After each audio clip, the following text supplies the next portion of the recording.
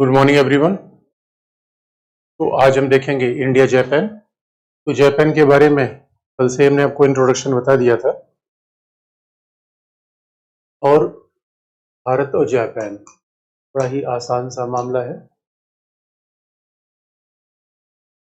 और India Japan relation लगभग India US relation के आधार पे चलते हैं, क्योंकि आप जानते हो जब भी कोई डेवलप नेशन होता है, जब भी कोई विकसित देश होता है, उसको देखने का तरीका हमेशा अलग होता है। तो जापान विकसित देश है, हाँ, बस इतनी बात है। यूएस की तरफ जापान वर्ल्ड ऑर्डर बनाने वाला नहीं है। जापान पावरफुल देश है, मेजर पावर है, लेकिन सुपर पावर नहीं। अब देखोगे हमारे जापान के बीच इंटरेस्ट इस तरीके से बढ़ रहा है। वो हमेशा से ही संबंध यानी भारत जापान के बीच में पहली बात जो है वो सभ्यतागत संबंध है, सिविलाइजेशनल रिलेशन है।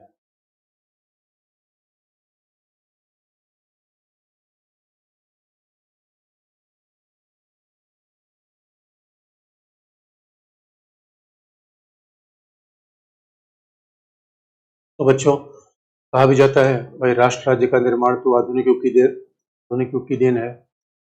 और बौद्ध धर्म का इतिहास देखोगे 5000 साल पुराना है। तो भारत और जापान के संबंध, यानी अगर जापान में बौद्ध धर्म 8वीं शताब्दी में गया, तो भी आप मान लो कि भारत और जापान के बीच का संबंध लगभग 2000 साल पुराना है।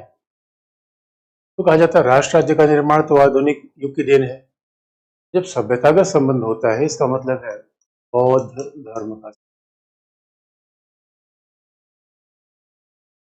It is the relation of Buddhism. तो बच्चों देखो कितनी बड़ी बात है, इस शब्द में कितनी बड़ी बात कह देते हैं। सरकार के बीच संबंध, कई बार ऐसा होता है सरकार के बीच संबंध होते हैं। जैसे अब देखेंगे इंडो यूएस में भी आजकल, अब हम ये नहीं कर सकते कि सिविलाइजेशन पार्टनरशिप है, लेकिन 40 लाख भारतीय अमेरिका में है, बहुत पावरफुल है। तो पीपल टू पीपल कांटेक्ट हो गया। अगर ऐसे संबंध हो जाते हैं तो स्वाभाविक रूप में हमारे संबंध बड़े मजबूत होते हैं। तो ऐसे जापान के साथ मामला है, पहली बात सभ्यतागत। लेकिन केवल मामला सभ्यतागत ही नहीं है, बल्कि हमारे साझे मूल्य भी हैं। We are having common values.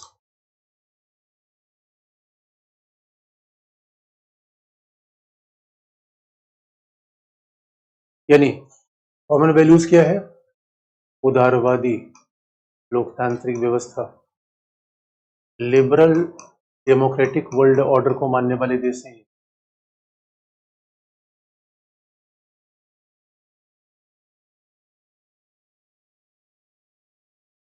यानी उदारवादी, अब एक ही शब्द हमने प्रयोग कर दिया, उदारवादी लोकतांत्रिक का मतलब है ऐसा मूल्य जहां पे आजादी होगी, अधिकार होगा, तो उसमें बड़ी बात है।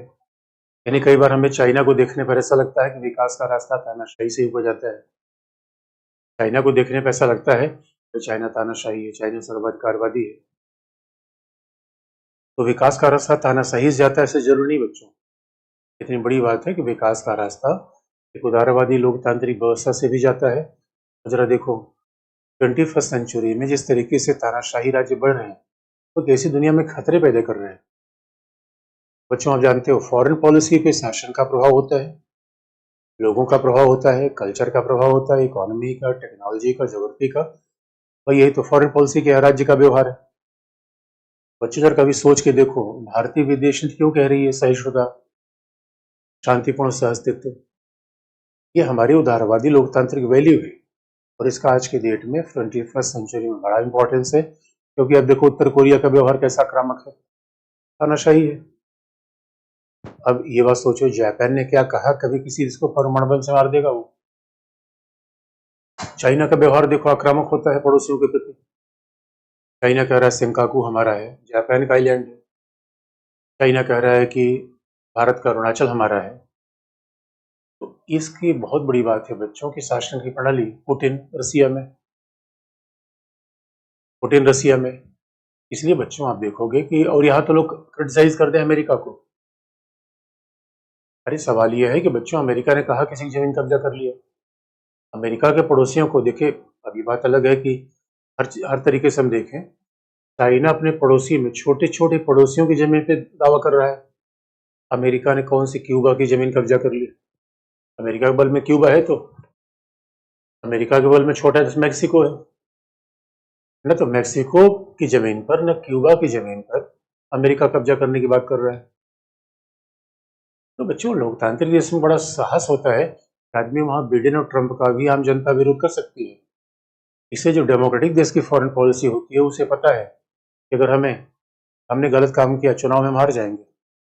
और दुनिया का इतिहास इस बात का गवाह है कि ब्रिटेन के प्रधानमंत्री चर्चिल ने ब्रिटेन को सेकेंड वर्ल्ड वॉर जितवा दिया था, लेकिन वो चुनाव में हार गए थे। इसलिए कहा भी जाता है, डेमोक्रेसी ऑलवेज और ऑटोमेटिकली प्रमोट्स पीस। तो दुनिया में शांति का रास्ता लोकतंत्र से आता है, क्योंकि लोकतंत्र में खास बात क्या है? अब जानते हो, हमारे चुनाव हो रहा है। अब चुनाव हो रहा है, देख रहे हो इतनी सारी पार्टीज हैं। और आप बहुत अच्छी बात अगर देखो, कई बार हम नकारात्मक बातें ही देखते हैं, यानी डेमोक्रेसी का ऐसा गेम है जहां तमाम पार्टीज आपस में लड़ रही है, लेकिन वही सब बाद में संसद में मिलकर बैठेंगे। अभी तो ऐसा लग रहा है जैसे कि एक दूसरे पे तीर कमान चल रहा है। यानी डायलॉग है, डिलिबरेशन है, डिप्लोमेसी है।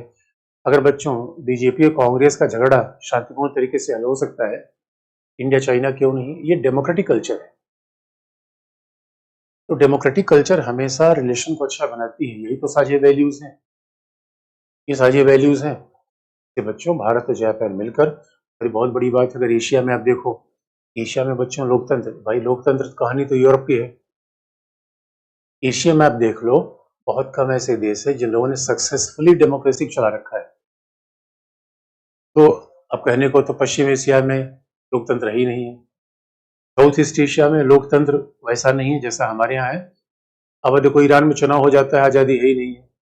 जहाँ कपड़े पहनने की भी आज़ादी ना हो, कैसी डेमोक्रेसी? साउथ ईस्ट एशिया में आप जाओगे, सिंगापुर, सिंगापुर में कभी भी विपक्षी दल को आगे आने दिया ही नहीं गया। इंडोनेशिया, मलेशिया, तो वहां पे आज़ादी बड़ी सीमित है, चुनाव तो हो जाता है, और विपक्षी दलों के लिए बड़ी प्रताड़ना भी वहां पे है।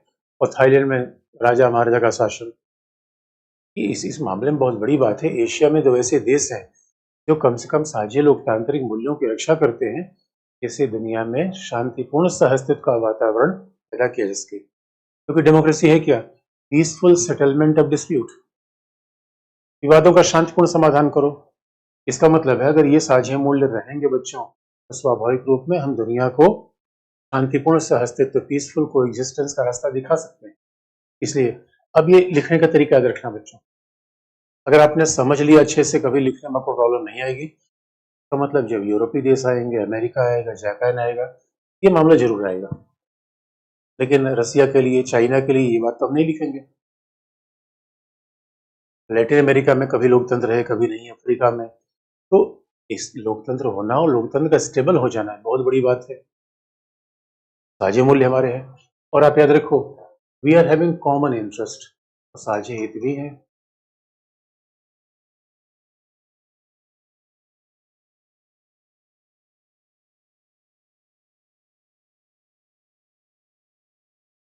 हमारे साझे हित कैसे हैं? तो बच्चों, आप याद रखो, साझे हित इसलिए हैं क्योंकि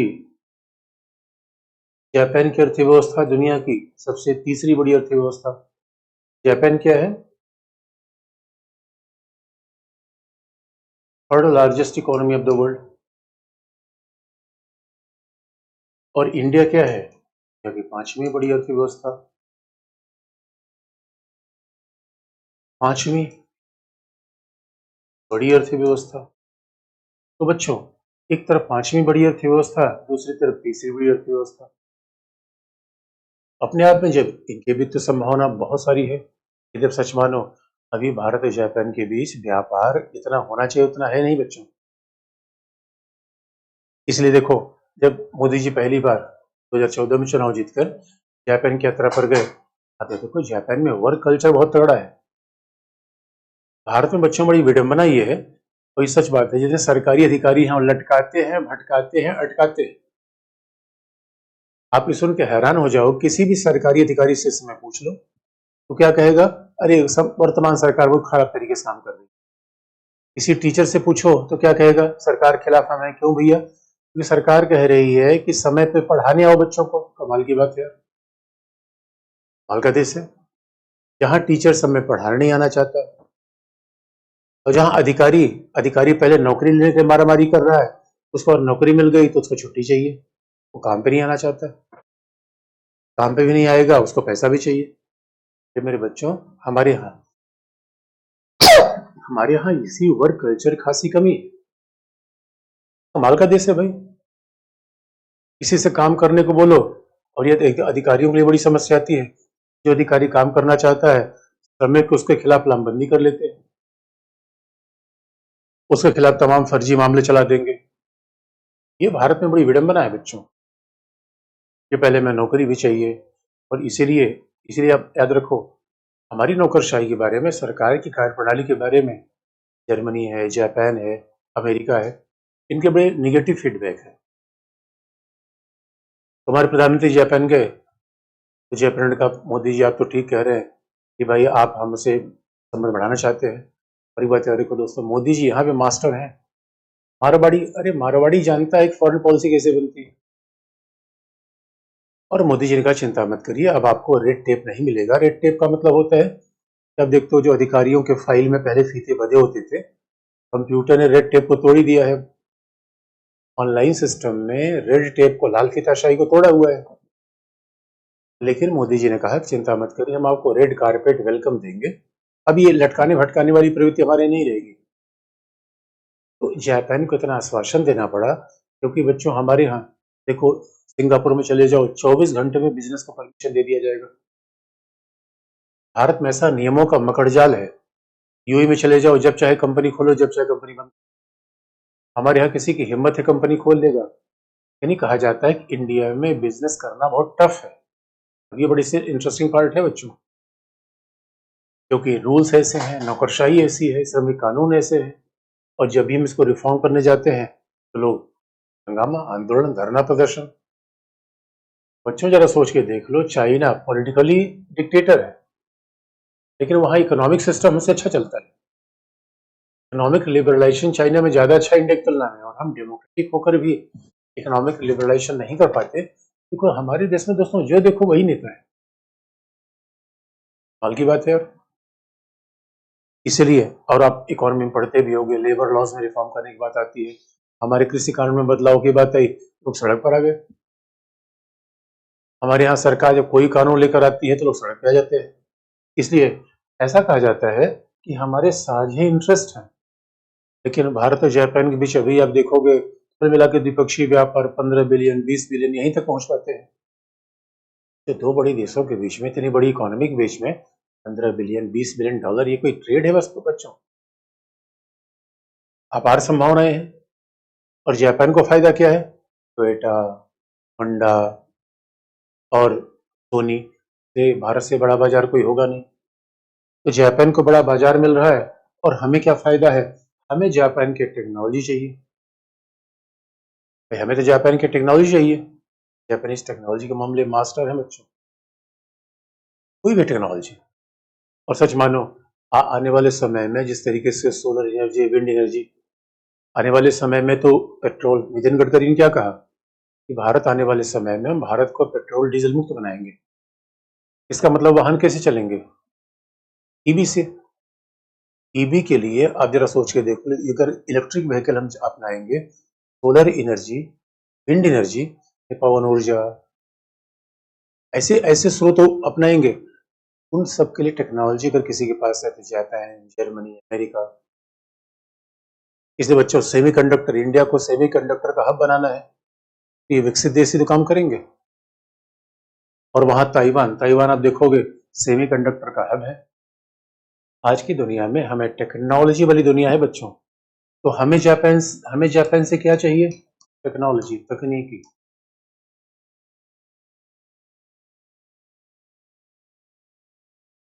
दूसरी बात, जापान को क्या चाहिए? मार्केट, भारत का बड़ा बाजार। इतना बड़ा बाजार जापान को कहाँ मिलेगा? कि जापान को भी देखना है कि अभी तो जर्मनी सोच रहा है जापान को पीछे कर दे। जर्मनी ताबड़तोड़ तरीके से आगे बढ़ा जा रहा है, तो दुनिया में कंपटीशन है। एक समय एशिया के सबसे बड़ी अर्थव्यवस्था जापान थी, आज चाइना ने उसे पीछे छोड़ दिया। अब जर्मनी सोच रहा है वही पीछे छोड़ दे, इंडिया कह रहा है हम भी आगे बढ़ जाएंगे। लेकिन उससे भी बड़ी बात है बच्चों, आप देखते हो सबसे बड़ी बात जापान का जो भारत के मामले में सहयोग बनता है, वो आधारभूत संरचना के विकास में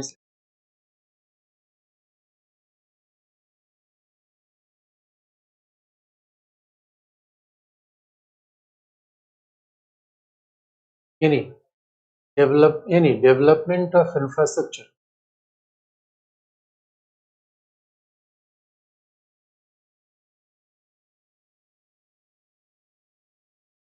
आधारभूत संरचना के विकास में सहयोग। और अब जरा सोच के देखोगे, अब बच्चों हम लिखने में क्या करते हैं, एग्जाम्पल कम लिखते हैं। अब मान लो कि जापान के साथ आधारभूत संरचना के विकास में कॉपरेशन आ जाए, फिर आप यही नहीं लिखोगे कि दिल्ली मेट्रो, यानी पूरे इंडिया में चले जाओ।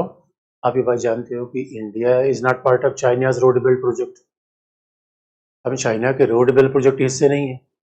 और बच्चों 91 में हमने उदारीकरण तो अपना लिया। आप याद रखो, उदारीकरण अपनाओ, सोशलिस्ट इकोनॉमी अपनाओ तो बात का सिस्टम। पहले तो आपको एक अच्छा इंफ्रास्ट्रक्चर अपनाना पड़ेगा। फिर जब तक आप देखो बच्चों अच्छे हाईवे नहीं बनाओगे, सच मानो ये सारे काम तो हो जाने चाहिए थे 90 के पहले। चाइना ने सारे काम 90 के पहले कर लिए, अमेरिका ने काम 1945 के बाद कर लिया। तो अमेरिका अमेरिका बच्चों, अमेरिका में अच्छी सड़कें इसलिए नहीं है कि अमेरिका डेवलप्ड है, उल्टा है, अमेरिका इसलिए डेवलप है कि अमेरिका में अच्छी सड़कें हैं। अभी आपने देखा होगा, अभी तो हम सड़कों को जाल बिछाने का प्रयास कर रहे हैं, एक्सप्रेस वे। इसलिए अभी आप देखो, पहली बार मुंबई में एक हार्बर कोस्टल लिंक बनाया गया है, जापान की सहायता है। दिल्ली यानी Ahmedabad Mumbai high speed train, जिसे हम बुलेट ट्रेन कहते हैं, जापान की सहायता है। और इतना ही नहीं बच्चों, अरुणाचल में, जम्मू कश्मीर में, यानी हिमालय क्षेत्रों में जितने इंफ्रास्ट्रक्चर का विकास किया जा रहा है, इनका स्ट्रेटेजिक रूप में बहुत इंपॉर्टेंस है। जो चाइना से सटी हुई सीमा है, उन सब में हमें जापान सहायता दे रहा है। तो जापान तो हर फील्ड में इंडिया को कोऑपरेशन कर रहा है, ये कितनी बड़ी बात है। अदर सोच के देखो बच्चों, और ये जरा कल्पना कर लो, अफ्रीका अफ्रीका तो हमें सहायता देने लायक है नहीं, हमारे पड़ोसी सहायता नहीं देंगे, उल्टा तो हम उनको सहायता दे रहे हैं। यानी अगर हमारे सबसे बड़ा प्रयास है कि इंफ्रास्ट्रक्चर का विकास, तो सच मानो पूरे भारत में भी तो सड़कों की जाल से लिपटा होना चाहिए। रेल हाई हाई स्पीड, अब चाइना की सारी रेल हाई स्पीड ही है बच्चों। चाइना में कोई ट्रेन 350 किलोमीटर की रफ्तार चलती ही नहीं, और हमारे यहाँ तो हम कोशिश कर रहे हैं पहली ट्रेन हमारी चले। तो इसी लॉन्ग टर्म डेवलपमेंट नहीं हो पाता। इसलिए कई बार लोकतंत्र में क्या होता है, सरकारें केवल चुनाव जीतने के लिए काम करती है, तो ये बड़ा दुर्भाग्य हो जाता है। सरकार केवल 5 साल का डेवलपमेंट प्लान लेके चलेगी, किसी को भैंस दे दिया, किसी को लैपटॉप दे दिया, किसी को साइकिल दे दिया, तो फिर लॉन्ग टर्म डेवलपमेंट बिल्कुल नहीं हो पाता। अरे कोई निवेशक तब आएगा जब आपका इंफ्रास्ट्रक्चर होगा। जरा सोच के देखो, अमेरिका, रसिया, जर्मनी, इंग्लैंड, किसी विकसित देशों से कंपेयर करो, जापान का सबसे बड़ा इन्वेस्टमेंट है भारत के इंफ्रास्ट्रक्चर के डेवलपमेंट में। ये बहुत बड़ी बात है बच्चों। और आज की डेट में जापान चाहता है कि भारत आगे बढ़े, भारत की इकोनॉमी आगे बढ़े, क्योंकि जापान को फायदा है। इसलिए सबसे बड़ा मुद्दा क्या है बच्चों, इंफ्रास्ट्रक्चर का डेवलपमेंट। तो देखिए, हर देश की खास बात होती है। अमेरिका का अब देखो इतना बड़ा इन्वेस्टमेंट हमारे इंफ्रास्ट्रक्चर में नहीं है, और न यूरोप किसी और देश का है। चाइना का हम लेना भी नहीं चाहते, क्योंकि चाइना जम्मू कश्मीर और नॉर्थ ईस्ट में सड़क बना देगा, अफ्रीका की सड़क हमारी ही है, ये अलग लफड़ा है। इसलिए तो दोस्तों जापान का बड़ा महत्व है। कहा भी जाता है, भारत किसी भी क्षेत्र में चले जाओ, अगर सड़क बन रही है तो वहां पूछ लेना सड़क बनाने का फंड कहाँ से आ रहा है, तो नाम मिल जाएगा कि नाम मिलता है जापान। इसलिए भारत और जापान के बीच में बड़ी अच्छी पार्टनरशिप है, ऑपरेशन आगे बढ़ रहा है। और जापान जो सबसे बड़ी आर्थिक सहायता देता है, वो जापान एशियाई डेवलपमेंट बैंक का मास्टर है, नेता है। एशियाई डेवलपमेंट बैंक से सबसे बड़ा फंड मिल रहा है भारत को। तो दोस्तों, जब हम इंफ्रास्ट्रक्चर का डेवलपमेंट करेंगे, तभी तो भारत का विकास हो पाएगा। तो हमेशा लिखने में आप बात ध्यान देना, हम आर्गुमेंट पहले लिखते हैं, एग्जाम्पल नहीं। अब ये नहीं कि भारत जापान के इंफ्रास्ट्रक्चर की बात आई तो सारे आपने एग्जाम्पल बता दिए कि यहाँ सड़क बन रही है, यहाँ रेल बन रहा है। नहीं, वो ये बताना है कि इम्पोर्टेंस क्या है उसका, इसका इससे क्या होगा, ये ना होता तो क्या होता, और क्या और भी कोई ऐसी हमारी सहायता कर रहा है। तो ये खास बात है बच्चों। तो जापान हमारे लिए तो बहुत ही महत्वपूर्ण देश है। और इसलिए दोस्तों कहा भी जाता है कि मोदी जी तो बड़े मास्टर हैं रिलेशन बनाने में। और जब जापान के प्रधानमंत्री शिंजो आबे और इधर भारत के प्रधानमंत्री मोदी, अभी शिंजो आबे के बीच में हत्या हो गई। और शिंजो आबे भी राष्ट्रवादी, मोदी भी राष्ट्रवादी। शिंजो आबे की राशि भी कन्या वर्गो, मोदी भी वर्गो। और देखिए, देखो मारवाड़ी से सीखो बच्चों। मोदी ने क्या किया, शिंजो आबे के लाके वाराणसी में प्रार्थना करवा दी, आरती दिखा दी। अब भाई कोई मजबूत देश का आदमी, शक्तिशाली देश का आदमी आपके घर पे आएगा, हमें कुछ कुछ दे ही के जाएगा। तो जापान के प्रधानमंत्री ने कहा कि बताओ आरती उरती कर ली, क्या बनवा दे। मोदी ने कहा है कन्वेंशन सेंटर कोई बना दो आप। जापान ने कहा बना देंगे।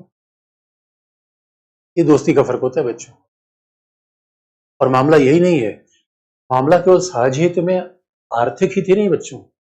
यानी जब हम जापान, तो खास तौर पे जापान यूरोप का नाम कई बार लेते हैं तो हमारे पास मामला आर्थिक हित हो जाता है।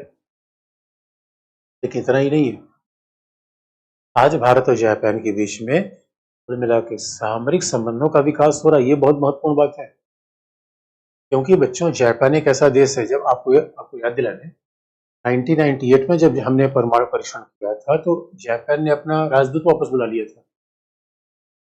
और बच्चों याद रखना, राजदूत वापस बुलाने का मतलब है किसी देश ने हमसे इकट्ठा कर लिया, यानी तेरी गलियों में ना रखेंगे कदम आज के बाद, ये वाला हाल हो गया। यानी मतलब तलाक वाली कंडीशन। जापान ने हमारे यहाँ से राजदूत बुला लिया, क्योंकि जापान एक ऐसा देश है जिसे परमाणु बम का हमला हुआ है। 98 में भारत ने परमाणु परीक्षण किया, जापान बहुत नाराज हुआ। लेकिन हम जापान को बता रहे थे भाई देखो, हमारा काम शांतिपूर्ण उद्देश्यों के लिए है, तुम चिंता मत करो। हम हथियार तो बना ही नहीं रहे, जापान मान नहीं रहा था। यानी 98 में वो जापान जो हमारे ऊपर इतना बड़ा प्रतिबंध लगा रहा था, जिसने अपना राजदूत वापस बुला लिया, आज वही जापान हमारे साथ सामरिक संबंध बना रहा है बच्चों। यानी ऐसा 20 साल में क्या चेंज हो गया। ये सबसे बड़ा चेंज है राइज ऑफ चाइना। इसलिए दुनिया में राइज ऑफ चाइना ने पूरी दुनिया को बदल रखा है। इसलिए बच्चों, अगर हम जापान के साथ सामरिक संबंधों की बात करें तो बहुत खास बात है। अगर हम जापान के साथ आर्थिक संबंध तो ही है, इतना बड़ा, मैं स्वाभाविक रूप इतनी बड़ी सहायता में जापान दे रहा है, तो जापान के साथ आर्थिक संबंध तो ही है। सबसे बड़ा मुद्दा क्या है, जापान हमें सामरिक संबंध भी जापान आगे बढ़ेगा। ये सबसे इंटरेस्टिंग पार्ट है, क्योंकि वैसे सामरिक संबंध से पहले ये कहानी ये भी आपको बता दें, यानी किसी चीज का महत्व कितना ज्यादा होता है ये देखने की बात है।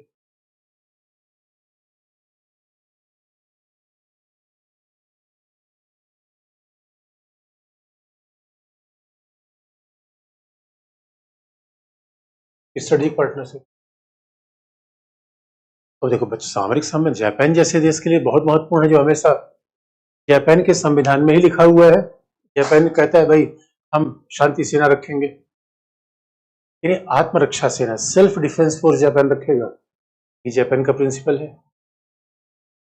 जापान कहता है भाई हम अपने कॉन्स्टिट्यूशन लिख रखा है आर्टिकल 9 में, सेल्फ डिफेंस फोर्स रखेंगे। इसका मतलब है, और परमाणु, जापान टेक्नोलॉजिकली इतना एडवांस है, चाहे 24 घंटे के भीतर परमाणु हथियार बना दे, बनाया नहीं उसने। क्यों?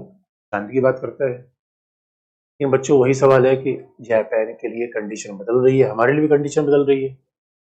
ये सामरिक संबंध बन क्यों रहा है, ये भी इंटरेस्टिंग पार्ट है। लेकिन जापान का नजरिया हमारे प्रति बदला कैसे, ये भी बड़ा इंटरेस्टिंग है। कि जब पहली बार ये हुआ, दिल्ली मेट्रो बन रही थी भारत में, पहली पहली बार मेट्रो बनने का प्लान आया, ये हुआ भाई जापान के पास जाए या पैसा लाया जाए। तो बच्चों जापान के पास हम गए, जापान ने मना कर दिया, उन्होंने कहा ना भाई आप पे भरोसा नहीं है, आप लोग पैसा ले लोगे सही समय चला ही नहीं पाओगे, आप यहाँ लोग काम हम करते नहीं। जापान को हमें समझाया, अरे गुरु यार देखो तुम चेले हो, अरे बौद्ध धर्म का मानने वाला देश है दोस्तों, चेला ही तो है हमारा। लेकिन चेला गुरु पर विश्वास करने को तैयार नहीं था। ये सोच लो गुरु की क्रेडिट क्या थी बच्चों दुनिया में। ये भारत इतना विशाल देश है, इतनी युवा जनसंख्या, कमाल की क्षमता, फिर भी ऐसा मामला हमने बना रखा था। तो उसके बाद श्रीधरन को भेजा गया, जिन्होंने कोंकण रेल बनाई थी। श्रीधर ने कहा भाई देखो, हम तो विश्वास करो, 8 किलोमीटर के लिए तो कम से कम पैसा दे दो, 8 किलोमीटर मेट्रो के लिए पैसा दे दो, और तुम्हें लगता है कि समय से पूरा नहीं कर पाएंगे तो ठीक है, फिर पैसा मत देना। क्योंकि इंडिया में दोस्तों ये ओवर कल्चर है, कोई प्रोजेक्ट समय पर पूरा नहीं होता। कोई सरकार इस कल्चर को बदलने का प्रयास कर रही है। इसलिए अब देखो, पहली बार हमारे भारत में हो रहा है कि कोई हाईवे हो, वो 3 साल में बन जा रहा है, 5 साल में डेडलाइन दिया जा रहा है। उसमें भी लटकाने भटकाने वाले तमाम लोग हैं, उसमें भी समस्या पैदा करने वाले कम लोग नहीं है। तो बच्चों, ये भारत में एक नया कल्चर है कि भाई हर चीज को 2 साल में 3 साल में चेंज, और ये जापान का कल्चर है, और यहाँ से चाइना ने सीखा हुआ जापान से। यानी जापानी अगर कोई काम कहेंगे 3 साल में करेंगे तो 2.5 साल में ही कर देंगे। और हमारे यहाँ पहले क्या होता था, कोई प्रोजेक्ट में एक बार उद्घाटन होता था, उसके बाद 5 साल बाद फिर उद्घाटन होता था, 3 बार तो उद्घाटन होता था, चौथी 5वीं बार कहीं बनता था, तो 30-30 साल में प्रोजेक्ट बनते थे। तो किसी तरीके से जापान ने कहा ठीक है भाई, श्रीधरन को भेजा गया। तो श्रीधर ने कहा भाई 8 किलोमीटर के लिए बस भरोसा तो करो। जैसे दिल्ली मेट्रो चली, मेट्रो में इतनी भीड़ आ गई कि मेट्रो चल नहीं पाई, और सही समय से पूरा हो गई। इसीलिए जापान ने कहा अब आओ पैसा ले जाओ। इसीलिए कहा जाता है फॉरेन पॉलिसी में, दुनिया में दोस्तों हम तो कहते हैं कि इन्वेस्टर भाग जाए, हकीकत की बात है कि इन्वेस्टर हमारे आने को तैयार नहीं था। तो अभी स्टेबिलिटी, क्रेडिट बनने का प्रयास किया जा रहा है। तो आखिर में ऐसा क्या फैक्टर है कि जापान के साथ हमारे सामरिक संबंध बन रहे हैं? वाई, ऐसा क्यों हो रहा है? ऐसा क्यों हो रहा है बच्चों? पहला, फिर वही बात है, चीन का शक्तिशाली उभार, यानी साझा खतरा।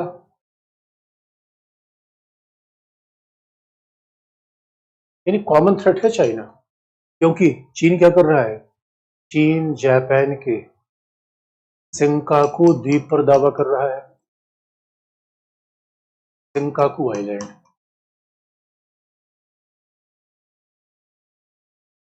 चीन जापान के सेंकाकू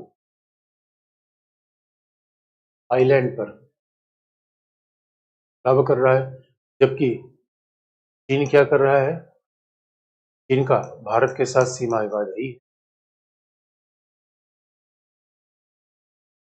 तो हमारा बॉर्डर डिस्प्यूट पहले से है। उसके बाद बच्चों, उससे भी इंटरेस्टिंग पार्ट है, चीन का एक दोस्त है उत्तर कोरिया। चीन का एक दोस्त कौन है? North Korea. चाइना का दूसरा दोस्त कौन है? पाकिस्तान। और नॉर्थ कोरिया किसके लिए प्रॉब्लम है? जापान के लिए। पाकिस्तान किसके लिए प्रॉब्लम है? इंडिया के लिए। तो बच्चों, इस मामले में आप देखोगे कहा जाता है साझे खतरे हैं। इसीलिए अगर आज राइज ऑफ चाइना को नहीं रुका गया तो साउथ चाइना सी, आप याद रखो, जापान का सारा ट्रेड कहाँ से होके जाता है? जापान का सारा ट्रेड अगर आप देखोगे इंडियन ओशन से होके जाता है।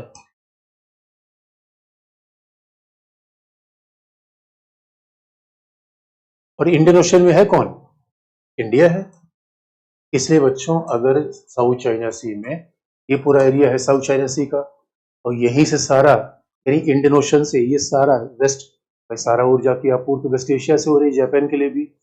अब यहां से जापान का शिप जाएगा तो साउथ चाइना सी होके जाएगा। और जरा सोच के देखो किस तरीके से मामला बदल रहा है। अब ताइवान, ताइवान को लेकर चाइना अगर माचोगड़ी करेगा तो जापान प्रभावित होगा। इसलिए इसलिए कहा जाता है कि मलक्का स्ट्रेट से लेकर यहाँ तक आगे बढ़ने के लिए, और जब भी कई बार हिंद महासागर में जापानी शिप आती थी। एक बार तो सूडान के डाकू बड़े कुख्यात थे। सूडान के डाकुओं ने क्या किया था? जापान का शिप ही लूट लिया। जापान ने तुरंत फोन किया, भाई कहाँ हो? अरे हमने कहा कोई बात नहीं, लोकेशन भेजो, मेरे दोस्त को क्या गया। जापान ने कहा भाई हम लूट गए। इंडिया ने कहा बस लोकेशन भेजो, बस तुरंत हम आए। उसके बाद इंडिया दंदना के पहुंचा और सूडानी पायरेट्स को मारा, 2-2 लाखा। और जापान के शिप को छोड़ा दिया। जापान ने कहा थैंक्स लॉर्ड दोस्त, और हमने कहा friend in need friend in deed. यानी क्या है दोस्तों, आपातकाल परखिए चारी, धीरज धर्म मित्र और डैश डैश डैश। इनका आपातकाल में तो परीक्षण होता है कि साथ है या नहीं है। इसलिए ये बात कही जाती है कि किस तरीके से इंडिया और जापान के स्ट्रेटेजिक चल रहे हैं। साउथ चाइना सी में फ्रीडम ऑफ नेविगेशन रहे, इंडियन ओशन में चाइना का प्रभाव बढ़ेगा तो जापान के लिए भी समस्या आएगी। और जापान के सेंकाकू आइलैंड पे पहले से ही चाइना अपना क्लेम कर रहा है। ऐसे मामलों में देखोगे इनका साथ आना अपने आप में बड़ा जरूरी है। इस वजह से भारत और जापान साथ आ रहे हैं। और आप देखोगे 2012 के बाद जब से शिंजो अबे जापान में आए, जापान की फॉरेन पॉलिसी में राष्ट्रवाद दिखा। अब जहां तक तरफ इंडिया भी महाशक्ति बनने का इरादा रखता है, जापान तो महाशक्ति पहले से है। इसलिए आप देखोगे भारत जापान के बीच में कहां कहां सामरिक कोऑपरेशन बढ़ रहा है। अब बात ये सोच के हैरान हो जाओगे कि भारत जापान के बीच में फिर सामरिक सहयोग कहां कहां बढ़ रहा है।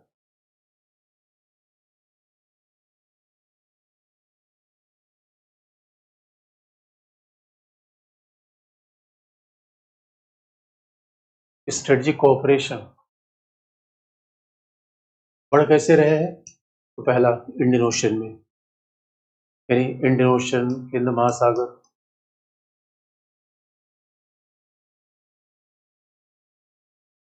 इंडियन ओशन में। उसके बाद फिर कहा, साउथ चाइना सी में, दक्षिण चीन सागर में। रूल बेस्ड वर्ल्ड ऑर्डर रहे, फ्रीडम ऑफ नेविगेशन रहे साउथ चाइना सी में। इसलिए भारतीय प्रधानमंत्री जापान गए और प्रधानमंत्री ने इशारों में कहा 21वीं शताब्दी में विस्तारवाद साम्राज्यवाद हम बर्दाश्त नहीं करेंगे। और 21वीं शताब्दी में विस्तारवाद साम्राज्यवाद कर कौन रहा है? Japan, China. और जैसे ही चाइना इधर डोकलाम डोकलाम पर कंट्रोल करने का प्रयास कर रहा था, जापान ने उसकी निंदा की। मैंने जापान के पीएम से कहा कि भाई कुछ बोलो। तो जापान ने कहा कोई कोई बात नहीं दोस्त, हम बोलते हैं। इतना ही नहीं, इसीलिए आप देखोगे भारत जापान के बीच में यानी लॉजिस्टिक समझौता हुआ है जो अमेरिका के साथ है।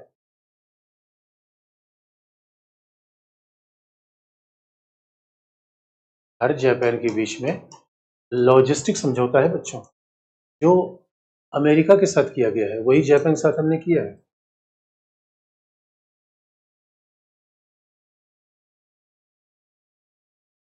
और लॉजिस्टिक एग्रीमेंट किसके साथ है? यानी अगर हमारी, और अभी कुछ दिनों पहले हमने जापान के साथ यानी कई सैनिक अभ्यास किए, जिसमें भारत चीन से बंगाल में तो तीनों सेनाओं का संयुक्त अभ्यास किया गया। और हम सैन्य अभ्यास में, मालाबार सैन्य अभ्यास में हिंद महासागर में जापान को लगातार बुला रहे हैं। तो देखो यही 2014 के बाद हमने पॉलिसी बदली है। पहले हम हिंद महासागर के सैन्य अभ्यास में जापान को बुलाने से परहेज करते थे। हमने कहा भाई जापान क्यों बुलाया जाए, चीन बुरा मान जाएगा। अब सवाल यह है बच्चों, एक ही कहानी है, हमने पहले बता रखा है। भाई चीन बुरा माने अच्छा माने उसे हमारा कंसर्न थोड़े। अब चीन हमारे हिसाब से काम नहीं कर रहा है तो हम चीन के हिसाब से क्यों काम करें? बहुत लॉजिक एक स्टेट है। और इसलिए बच्चों, लॉजिस्टिक समझौता का मतलब है जापान का कोई नेवल शिप हमारे तट पर आएगा तो हम उसकी सहायता करेंगे। यानी एक तरीके से क्रॉस सर्विसिंग एग्रीमेंट है। इसका टेक्निकल नाम दिया जाए acquisition and cross servicing agreement. इसका सीधा मतलब है कि जापान कोई एग्रीमेंट करेंगे तभी तो। लॉजिस्टिक समझौते का मतलब क्या है? अब जापान का कोई शिप आ गया, उसकी हम मरम्मत कर देंगे। हमारा शिप उधर चला गया, जापान मरम्मत कर देगा। उसके बाद फिर तेल पानी भर देंगे, फ्यूल एक्सचेंज करेंगे। और सैनिक अभ्यास के लिए करना ही पड़ता है बच्चों। अब जरा सोच के देखो, अब जापान और भारत कितने नजदीक आते चले जा रहे हैं, बिल्कुल अमेरिका के पैटर्न पे। क्वाड के मेंबर दोनों हैं तो आप जानते हो, G20 क्वाड से तो मेंबर दोनों ही है। क्वाड वाली बात तो अमेरिका के साथ बता दी, क्योंकि मामला ये भी है, दोस्त का दोस्त दोस्त। भारत को दोस्त जापान, जापान का दोस्त अमेरिका। लेकिन जापान ये भी चाहता है कि वो अमेरिका पर अपनी सुरक्षा के लिए अतिनिर्भर न रहे। Japan doesn't want to over dependent over US, क्योंकि जिस तरीके से यूक्रेन का मामला फंसा, वही यूक्रेन को तो अमेरिका नहीं बचा पाया। छोटे देशों में ये फीलिंग होगी ही कि भाई हम एक ऑल्टरनेट बना कर रखें। इसीलिए जापान जैसा देश मानता है कि भारत के साथ दोस्ती चाइना को काउंटर बैलेंस करने में अच्छी होगी, और हमें तो दोस्तों चाहिए। तो और इतना ही नहीं, इसलिए आप देखोगे जापान के साथ हमारा सिविल परमाणु समझौता भी हो गया। सिविल परमाणु समझौता जो हमने अमेरिका में यूज किया था, बिल्कुल वही जापान के लिए भी है। इंडिया जापान में सिविल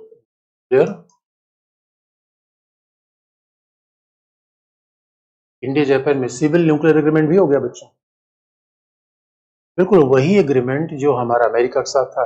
अब जापान हमें, और कहा जाता है जापानी कंपनी हिटाची, मित्सुबिशी इतनी पावरफुल है कि अमेरिका को टेक्नोलॉजी देती है। अमेरिका के तमाम न्यूक्लियर कंपनीज में जापानीज इन्वेस्टमेंट है। और आप जरा सोच के देख लो, तो अगर 12 करोड़ की आबादी का अगर इकोनॉमी 4.2 ट्रिलियन डॉलर हो, पर कैपिटा इनकम अपने आप कितनी बड़ी हो जाती है। और जापान में, और इस समय तो जापान में भारतीय इंजीनियर की बड़ी डिमांड है। अब एक खास बात है दोस्तों, पूरी दुनिया में भारतीय इंजीनियर डॉक्टर की बड़ी डिमांड हो रही है, क्योंकि हमारे यहाँ तो पढ़ना बच्चों का पहला। दोस्तों इंडिया ही एक ऐसा देश है जहां पढ़ना बहुत जरूरी है, बाकी देशों में ऐसा नहीं है। विकसित देशों में बिल्कुल नहीं है। यहाँ तो पढ़ना एक मुहिम है। मैं तो कहीं शहर में जा रहा था, सुबह 6 बजे बच्चे साइकिल लेके जा रहे थे। मैंने कहा भाई क्या करने जा रहे हैं, कि बच्चे पढ़ने जा रहे हैं।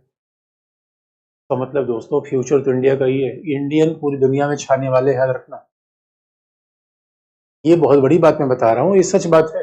जापान में तमाम इंजीनियर की डिमांड है।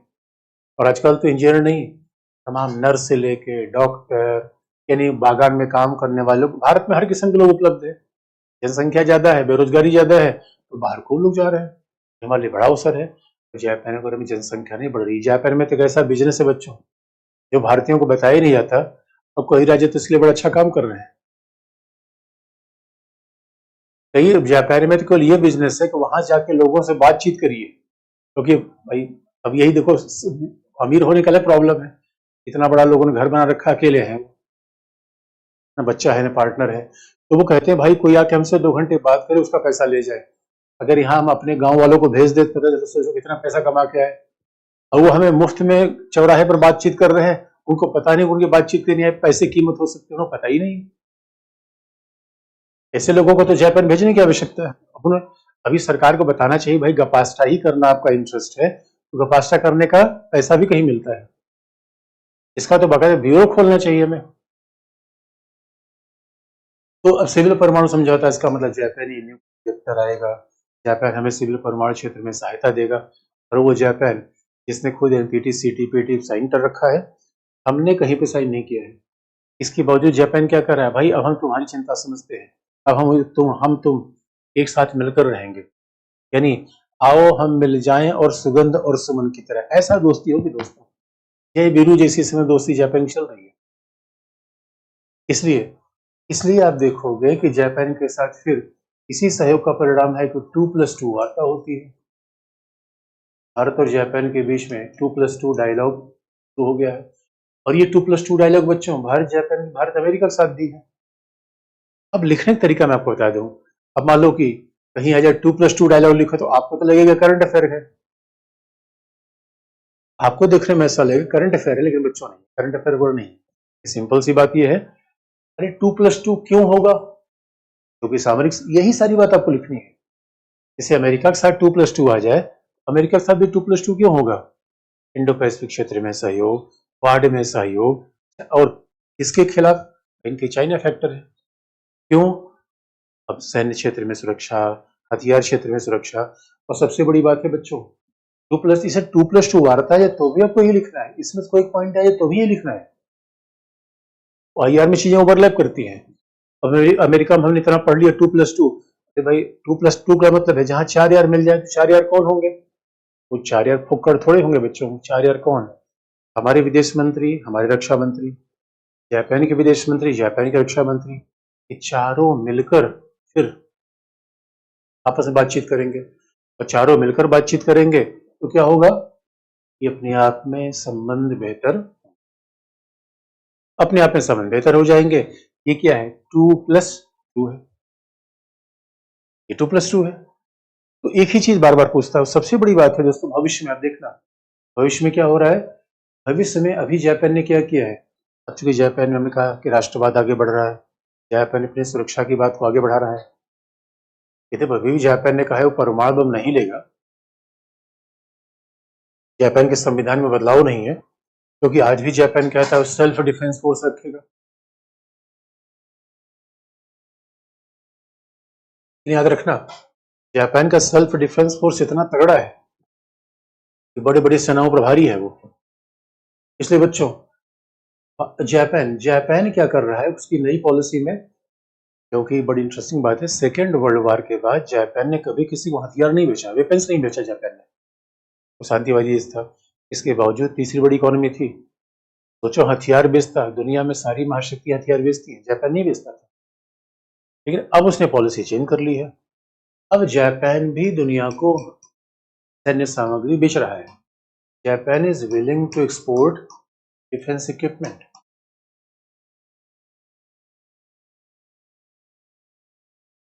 जापान सैन्य सामग्री निर्यात कर रहा है। अब उसने पॉलिसी चेंज कर दी है। Japan is looking to exporting defence armaments.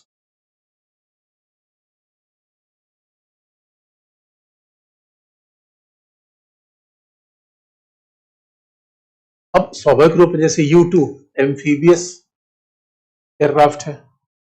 Amphibious का मतलब समुद्र से उड़ेगा, समुद्र में लैंड कर जाएगा, समुद्र से उड़ेगा, जमीन पे लैंड कर जाएगा। अब जापान टेक्नोलॉजी के मामले तो मास्टर है ही है। तो मान लो कई बार समुद्र में कई डिजास्टर होता है, समुद्र में कोई दुर्घटना हो गई, तो वहां पे यानी जो डिजास्टर मैनेजमेंट होता है उसके लिए हम सहयोग कर सकते हैं। अगर U2 जैसा जहाज हमको मिल जाए तो एयरक्राफ्ट कैरियर की आवश्यकता नहीं है। आप जानते हो बोर्सकोप की आवश्यकता क्यों होती है, INS विक्रमादित्य, INS विराट, क्योंकि ये क्या करता है, इस पे तमाम फाइटर जेट तैनात किए जाते हैं। जब हमारे पास U2 जैसा मिल जाए फिर तो जरूरत ही नहीं किसी की। लेकिन सवाल है भी, अभी ट्रांसफर जापान नहीं किया है, पैसे वाला मामला है दोस्तों, क्योंकि हम भी सोच रहे हैं कि हम सेल्फ रिलायंट हो जाए। वही तो ये सोच रहे हैं कि जापान के साथ हम सेल्फ टेक्नोलॉजी लेके सेल्फ रिलायंट हो जाए।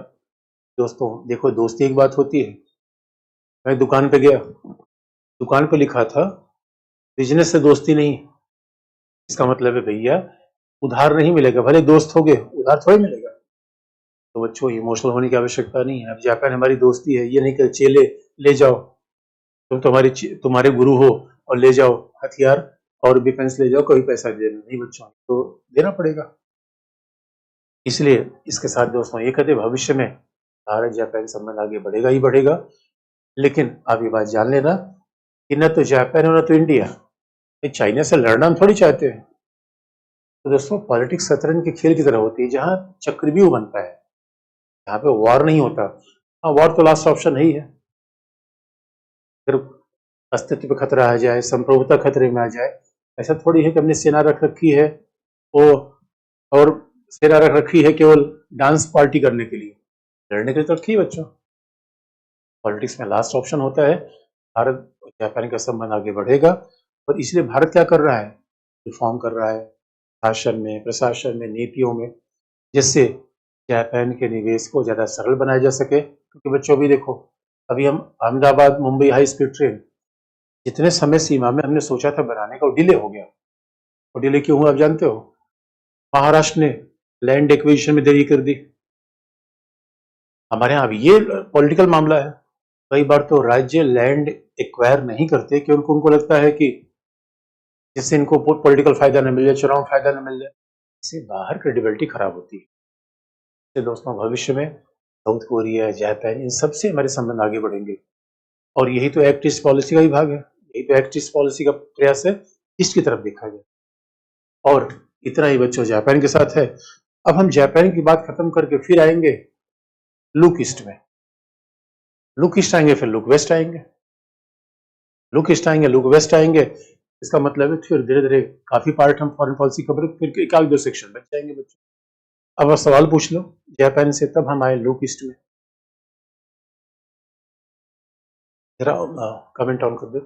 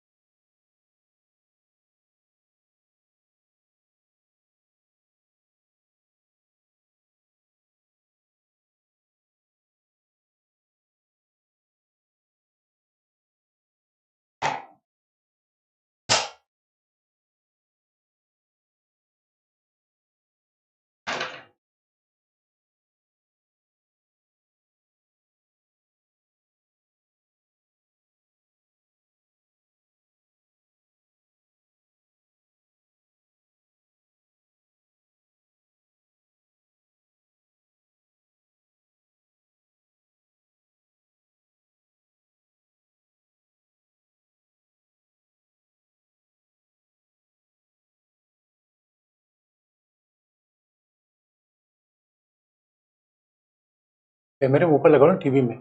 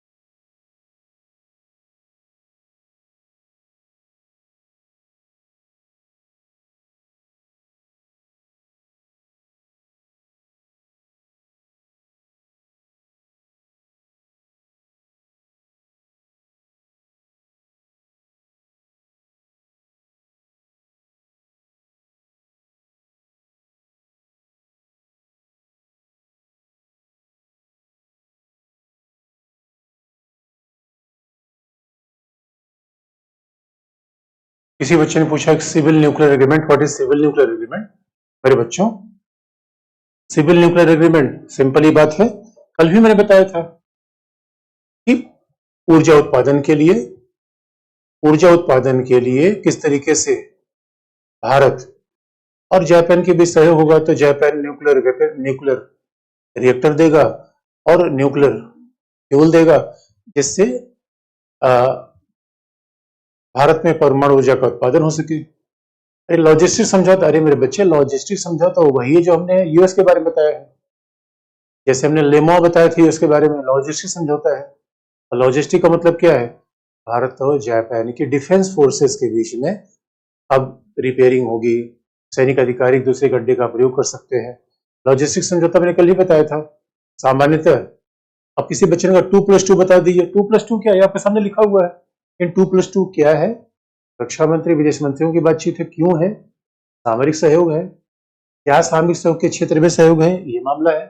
ये तो आपको इसे तो सारा इसमें लिखा हुआ है।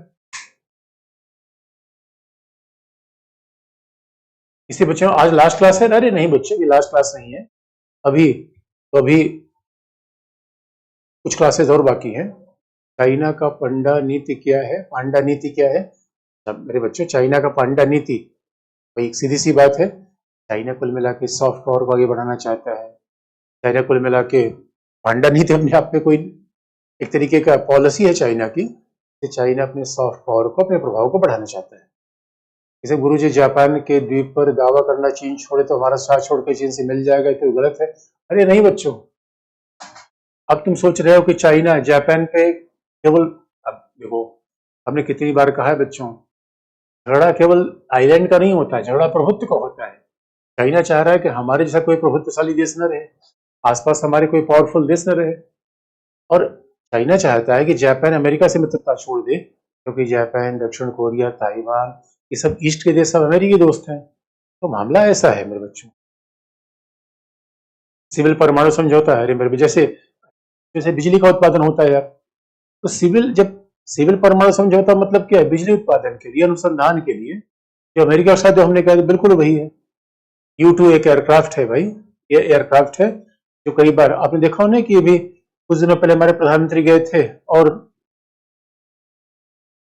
सरदार पटेल की मूर्ति के सामने जहाज उतर गया था, फिर पानी से उड़ा, निकल गई। इसी को एम्फीबियस या उभयचर एयरक्राफ्ट कहा जाता है। क्या लिखा था आपने, क्या लिखा था आपने अभी? सामरिक संबंध क्या है सर? अरे निशा बच्ची बच्चे, सामरिक संबंध मैंने बता रखा है, ये सुरक्षा के लिए संबंध होता है। पहली क्लास में जाओ, ये सब मैंने बता रखा है, पॉइंट में लिखवा रखा है। लगता है बच्चे पीछे वाली बात भूलते जा रहे हैं। भारत जापान मिलकर चीन पर हमला नहीं कर सकता है। हमला हमला करने वाली बात नहीं होती, बच्चों वाली बात मत करो कि हमला कर देंगे। अरे क्यों हमला कर देंगे भाई?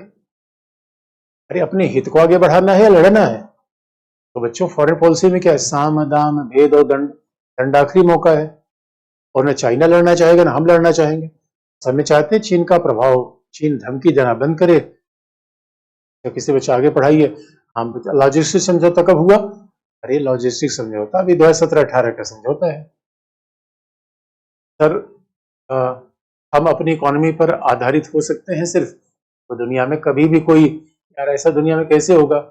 अब तुम सोच लो कि तुम ही अपनी सब्जी खरीदने कहीं और जाते हो सकता है किसी के पास गेहूं हो तो कोई दाल खरीदने जाता है। तो बच्चों, आत्मनिर्भर होने का मतलब ये नहीं होता कि हम दूसरे से लेना न लेकिन सप्लाई चेन ऐसा ना हो जाए कि चाइना चाइना अगर हमारे यहाँ कुछ कल पुर्जा भेजे तो कुछ बना ही नहीं पाए। जैसे कोविड में क्या हुआ था? ऐसा पता चला कि पूरी दुनिया चाइना पे ऊपर निर्भर है। निर्भरता नहीं होनी चाहिए बच्चों, अन्यथा पूरी दुनिया में कोई ऐसा देश नहीं है जो किसी पर लेन देन न करे। फिर क्या कहे, भारत और जापान के हितों से टकराहट, क्या कहे भारत जापान के हितों, क्या लिखा है बीरू? ओ मैं बीरू क्या लिख रहा है? हम जापान हो क्या निर्यात करते हैं? जापान क्या निर्यात करेंगे बच्चों? सॉफ्टवेयर, थोड़ी दवाइयाँ, एग्रीकल्चर प्रोडक्ट। अब आजकल तो ऐसा हो रहा है, जापान सोच रहा है कि टोयोटा हमारे यहाँ बने क्योंकि हमारे श्रम सस्ता है। देखो जापान में कार बनाना महंगा होगा, तो जापान सोचता है हमारे यहाँ कार बनाकर पूरी दुनिया में बेच दे। ये भी भविष्य का प्लान है। इकोनॉमिक डेवलपमेंट हो जाए इंडिया के, बाकी बेरोजगारी रह जाएगी तो क्या फायदा है इंडियन पब्लिक को? अरे राज मेरे बच्चे, तुम केवल यूट्यूब देख रहे हो, पॉलिटिकल पार्टी के लोगों को सुन रहे हो। जब तक देश की अर्थव्यवस्था 10% आगे नहीं बढ़ेगी तब तक बेरोजगारी दूर नहीं होगी। अरे मेरे बच्चे, हाईवे आएगा तो हाईवे में बगल बैठ के कोई सब्जी बेच सकता है, कोई पानी की दुकान खोल सकता है। हाईवे आएगा शहर में जाके हम नौकरी कर सकते हैं, हाईवे आएगा ठेका ले सकते हैं। यानी पहले देश का विकास होगा तभी नौकरी मिलेगी। अरे हाईवे आएगा, अब बुलेट ट्रेन बन जाओ, सोचो बुलेट ट्रेन चल रही है, यानी इंजीनियर को मौका मिला ट्रेनिंग देने का। और जापान की टेक्नोलॉजी है बुलेट ट्रेन के लिए, जो टनल समुद्र के नीचे से जा रही है जापानी बना रहे हैं। अरे भाई एक बार हम सोचेंगे देखेंगे तभी तो बनाएंगे। इसलिए इसलिए पॉलिटिकल पार्टी वाला अप्रोच मत रखो, सैद्धांतिक अप्रोच रखो। अरे जो इकोनॉमी वाले सर, इकोनॉमी इकोनॉमी वाले सर बताए उसको बात रखो। अगर पॉलिटिकल पार्टी की बात करोगे तो फिर तो कैसे पता चलेगा यार, तो पढ़े लिखे व्यक्ति हो, फिर तो सामान्य बात हो गई। भारत जापान के बीच हितों को लेकर टकराव है क्या सर? साहिल, भारत जापान के बीच हितों के बीच कैसे टकराव होगा? अब पूछ रहे हो कि अनुष्का शर्मा और विराट कोहली के बीच संबंध कैसा है? अरे टकराव क्या होगा यार, कहीं चाय बनाने को लेकर झगड़ा उगड़ा हो सकता है, बाकी कोई टकराव नहीं है। भारत अमेरिका से आगे नहीं निकल सकता क्या सर? अरे मेरे बच्चों, हम तो किसी से आगे निकल सकते हैं जिसके पास इतनी जनसंख्या हो, जितने पास युवा संसाधन हो, जिसकी जहां पढ़ने लिखने वाले बच्चे इतने ज्यादा हो। हम तो देख के दंग रह जाते हैं कि मुखर्जी नगर में पार्क में बच्चे बैठ के पढ़ते हैं। ये कहीं दुनिया में होता है बच्चों? इसलिए भारत तो किसी को पीछे छोड़ सकता है, समय की बात है। भारत जापान के क्या लिखा बच्चों? इकोनॉमिक्स क्लास कब चलेगी? अरे तुम, चल जाएगी, सब क्लास होगी। और अच्छा बता दिया जाएगा मेरे बच्चों, सिविल परमाणु समझौता कब हुआ? सिविल परमाणु समझौता यार 17-18 में हुआ।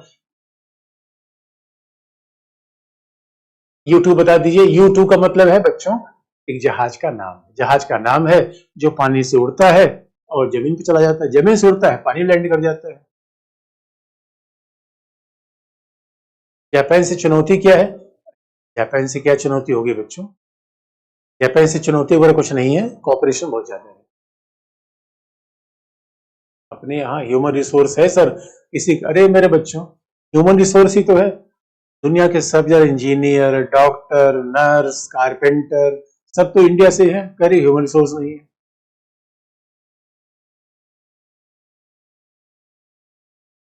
किसी ने पूछा भारत जापान के विवाद नहीं है? नहीं नहीं मेरे बच्चे, हमने कहा अरे आप तो विराट कोहली, अनुष्का शर्मा के बीच विवाद पूछ रहे हो। किसी को जापान, अरे मेरे बच्चों जापान सैनिक रखता है, ऐसा मत कहो जापान सैनिक नहीं रखता है, लेकिन जापान सैनिक की मात्रा कम रखता है। लेकिन जो याद रखो, जापान क्या है, देखन में छोटन लगे घाव करे गंभीर, ऐसा है बच्चों। भारत अभी क्यों खुद के टेक्नोलॉजी का विकास नहीं कर पा रहा है? अरे मेरे बच्चे 10-20 रुपए देते रहोगे तो स्कूल कॉलेज यूनिवर्सिटी कैसे बना पाओगे?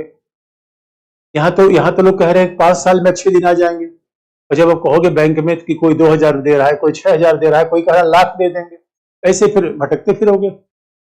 ये लोकतंत्र की समस्या है बच्चों, क्या करोगे इसके लिए? जापान की जियो पॉलिटिक्स क्या क्या लिखा है? क्या ऐसा चीन हमारा LOK लूट है क्या? नहीं, क्या लिखा है मेरे बच्चे? परमिंदर, छोटा पैक बड़ा धमाका, हाँ एकदम सही बात है। जापान छोटा पैक बड़ा धमाका है मेरे बच्चों।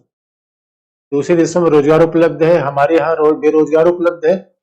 अरे मेरे बच्चे, कहीं बेरोजगारी नहीं है, अच्छे से मेहनत करो, अपने दम होगा तो दुनिया पता नहीं कितनी नौकरियां आएगी। इसलिए ऐसा नहीं है, इंडिया में सब कुछ है मेरे बच्चों, बस मेहनत करने की आवश्यकता है। और जी जवान आदमी को नकारात्मक नहीं होना चाहिए, जवान आदमी को यार पूरी दुनिया पड़ी है देने के लिए, बेरोजगारी बेरोजगारी पता नहीं कहाँ रख ले रहा हो। अच्छा, कई बच्चे कहते हैं भारत में डॉक्टर इंजीनियर बाहर चले जाते हैं। अरे बाहर क्यों चले जाते हैं मैं बताऊंगा अभी, वो बाहर जाने से फायदा है। अरे मेरे बच्चों, हमारा प्लान है पूरी दुनिया पर हमारा नियंत्रण होना चाहिए, केवल इंडिया पे ही नहीं, उसकी बड़ी योजना है, अभी मैं डायस्पोरा तुम लोगों को बताऊंगा। इसलिए इसलिए जवान बच्चों को सकारात्मक होना चाहिए। इसलिए मेरे बच्चों, ऐसा यूट्यूब वगैरह वीडियो मत देखो जो तुम लोगों को नकारात्मक बना दे। बेरोजगारी है, कहाँ बेरोजगारी है मेरे बच्चों? अरे नौकरी भरो, यूपीएससी में 1,000 सीट आ रही है, तब फॉर्म भरोगे, पढ़ोगे लिखोगे तब होगा बात, कैसे नहीं? ऐसे आपस में बातचीत करते रहोगे कैसे बात बनेगी? तब बेरोजगारी रहेगी, याद रखना।